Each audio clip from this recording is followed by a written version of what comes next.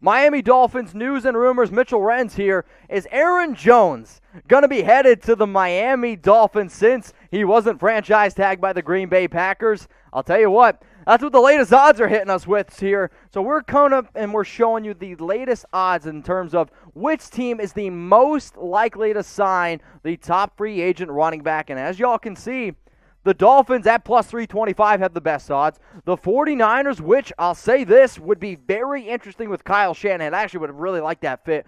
The Green Bay Packers, the team that he played with last year, plus 500. Arizona, their running back Kenyon Drake, he's set to become a free agent. The New York Jets, I don't know what they're going to do. They try to get Le'Veon Bell, and that obviously did not work. Let's go to the Pittsburgh Steelers now at plus 500 odds, who they had James Conner. He's going to hit the free agent market. The Seattle Seahawks, Chris Carson, free agent market. The Bears already have David Montgomery, and I like Montgomery a lot, so that one doesn't really make sense to me. The Atlanta Falcons, it makes sense in terms of fit. However, they just don't have the money to be able to make it work. So let's continue to talk here about Aaron Jones potentially going to Miami and why it could potentially make some sense here. So the Dolphins, not only are they the betting favorites to sign Aaron Jones, there has been multiple, and I mean multiple reports out there that Miami wants a featured running back. The question is, do they want a running back like Aaron Jones who they're going to have to go out and probably pay, I'll say $12 million a year? And I mean, maybe that's a little bit much, but I still think you're probably going to have to pay him north of $10 million per year on a 4-year deal. Or do you just go in the draft because you have pick number 18? Maybe you take a guy like Najee Harris. Maybe you take a guy like Travis Etienne. If one of the running backs from North Carolina, you like Williams or Carter, they're there maybe in the second round. Maybe you take one of those guys. The other reason why, though, I'm going to say that they have the number one highest odds because Jones has already come out and said that he wants to be a Dolphin, and there's been reports that Miami has also had mutual interest as well. But when you talk about the reason why he's the number one back, and I actually don't really think it's close, it's because what he's done, not just in 2020, but what this man did in 2019. I mean, you're talking about 30 total touchdowns the last 2 seasons. Aaron Rodgers gets a lot of hype. Devontae Adams gets a lot of hype. I'm not saying that Aaron Jones doesn't get hype. However, when you think of the Green Bay Packers, you think of that dynamic offense, you think of it going through the air.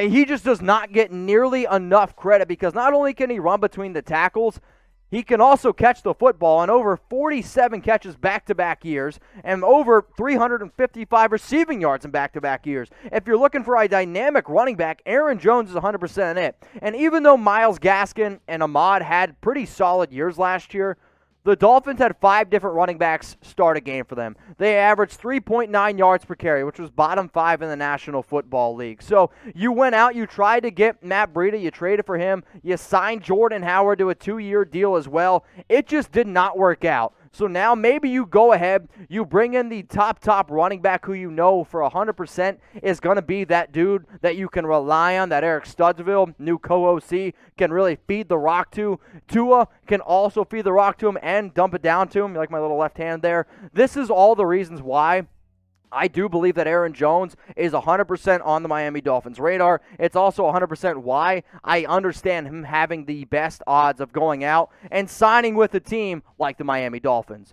So go ahead, speak it into existence. I didn't make this, but I like this here a lot. Will Aaron Jones sign with the Miami Dolphins? If you're sitting here saying, you know what, I see the odds, Mitch, I see the reports, I see the fit, I see how he's got money, it all makes sense, I want you to type your Y for yes. If you're sitting here saying no, all I ask you is this. Be an overachiever. Let me know if you're going to say no, he's not going to go to the Miami Dolphins. Let me know which team you think Aaron Jones ends up signing with. Let's get into the latest NFL news here on Chat Sports. We're going to be breaking it down here from top to bottom. Free agency starts March 17th, 4 p.m. Eastern Time. The legal tampering period, 48 hours prior to that. The reason why I'm bringing this up is because the NFL salary cap, it's official, y'all. $182.5 million. So remember last year when it was at $198.2 and it was tough finding certain players to maybe sign or get underneath the deal or these trying to get under the cap space, as I'm going to lose my words. Now it's $182.5 million. So buckle up. It's going to be a fun ride.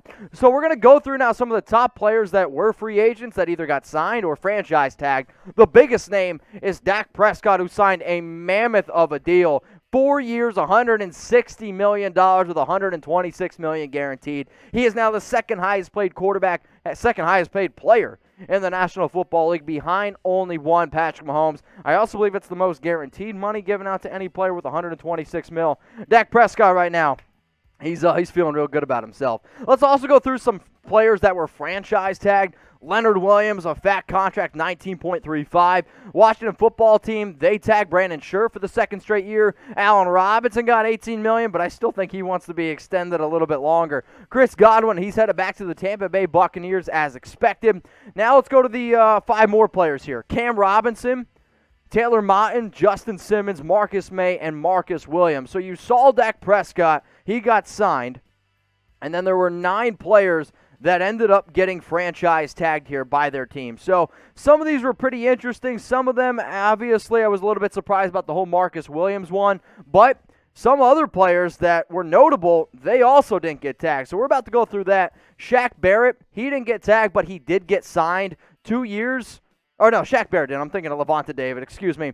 Matt Judon, Bud Dupree, Leonard Floyd, notable defensive players not tagged. Some other guys, Hassan Reddick, who had one hell of a year for the Arizona Cardinals, 12.5 sacks. Dalvin Tomlinson, who actually might be the top defensive tackle now that Leonard Williams is off the board. Carl Lawson, Yannick Ngakoue. Really curious to see which of these 2 players here get signed first. Let's go to William Jackson, who I personally believe is the number 1 cornerback right now on the free agent market. Shaq Griffin might have something to say about that. And John Johnson, his stock is going up because Justin Simmons is no longer there, Marcus May is no longer there, and also Marcus Williams is no longer there. So lots and lots of players here, notable defensive players that were not tagged. So the thing that I'm curious about is, how about this? Who's the best offensive free agent? So out of all the free agents on offense, who do you think right now is the best offensive free agent? I want you to go down in the comments section right now, and I want you to let me know. I am genuinely curious about it. So there's obviously a lot of different players and a lot of different options you could go to. So coming up, we're going to get into some of the most notable offensive players that weren't tagged. All right, we're good here. We got Aaron Jones at running back, Kenyon Drake, Chris Carson. These are probably your top 3 running backs set to hit the free agent market. Aaron Jones, no doubt your number 1. Kenny Golladay, was really surprised that the Lions didn't franchise tag him, but he is coming off some pretty crazy injuries. Juju Smith-Schuster, Will Fuller, Hunter Henry. Hunter Henry's the number 1 tight end. Even though I do really like Jonnu Smith a lot, I am curious of who gets a bigger contract between Juju and Will Fuller. Let's go to the big guys up front now. Some of the notable offensive players not tagged. Trent Williams, arguably the top tackle. Darrell Williams, arguably the top right tackle. Joe Thuney, a left guard that I absolutely love, who has never missed a game in his 5-year career. And Corey Linsley, who I'll go out and say is the top center on the market. All right, let's look at some of the comp picks because the NFL just released some of their compensatory picks, for 2021. So we're going to start in the 3rd round. The Patriots, Chargers, Saints, Cowboys. The number that you see is the overall pick. So that means the Patriots now have, in the 3rd round, 96 overall. Let's now go to the Titans, Rams, 49ers, then back-to-back picks. We're going to give you every single comp pick from the 3rd, 4th, 5th, and then 6th round. The Rams, Ravens, Saints, they're also on the board here, 104, 105, and 106. That's going to wrap up the 3rd round for the comp picks. Let's now head into the 4th round. The Cowboys, they kick it off, 4th round, 139 overall. The Patriots, Steelers, Rams, the Cowboys, they had a bunch of them. I believe also the Falcons had a good amount as well. Let's go to the Packers, Vikings, and then the Kansas City Chiefs. Some more 4th comp picks there, but there wasn't as many 4th and 5th rounders as there was 3rd and 6th rounders. Let's go to the 5th round here. Packers, back-to-back, bang-bang, 178 overall, followed up by the Cowboys, Falcons, and the 49ers were another team that had a lot of picks. The Chiefs, 182 overall, the Falcons, 183, and then the Baltimore Ravens, 184. That rounds out the 5th round comp picks. Let's go to the 6th round now. We got the Tampa Bay Buccaneers, 217, so they have the 6th round pick, 217 overall. Saints, Falcons, Packers.